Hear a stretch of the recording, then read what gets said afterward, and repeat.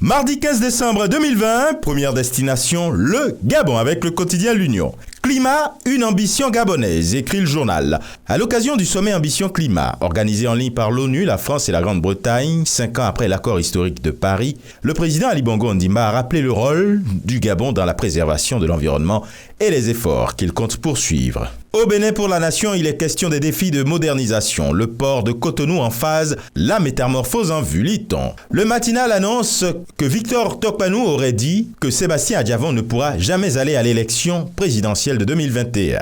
Et quelqu'un d'autre qui a passé ce cap en Côte d'Ivoire, c'est avec Fraternité Matin, prestation de serment du président de la République, écrit le journal, un nouveau mandat pour poursuivre la reconstruction.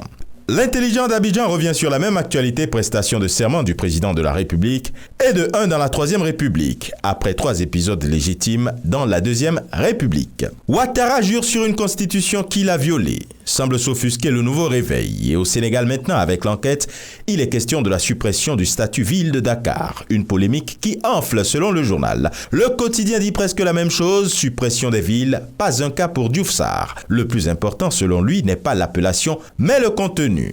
Et juste le temps de parler avec le soleil, de l'apprentissage, la porte de l'emploi des talibés. Après l'école coranique, le Sud Quotidien revient sur cette suppression pressentie de la ville de Dakar. Quand Macky Sall dribble le suffrage. Placement de cartes avec Wolf Quotidien, le PDS entame sa mue dans la division. Analyse le journal. Au Cameroun, le jour s'intéresse à la rareté des pièces de monnaie. La crise de trop, selon le journal. L'absence de ces signes monétaires ralentit les affaires, renchérit le coût de la vie et suscite des inquiétudes. La Banque des États d'Afrique centrale a effectué des livraisons en fin d'année dernière, mais le Cameroun n'a pas réussi à endiguer le phénomène d'exportation de ces pièces. Le dossier proposé par le journal dans ses colonnes. Avec mutation, on parle de Covid-19, le trophée camerounais. Le directeur Europe de l'Organisation mondiale de la santé salue la gestion de la crise par le Cameroun et demande à l'Occident de s'en inspirer. Au Togo, Liberté revient sur l'assassinat du colonel Madjoulba. Le puzzle se forme avec les enquêtes autour de Félix Kadanga. Et enfin au Maroc, le matin dit que le royaume chérifien engrange 2 victoires diplomatiques.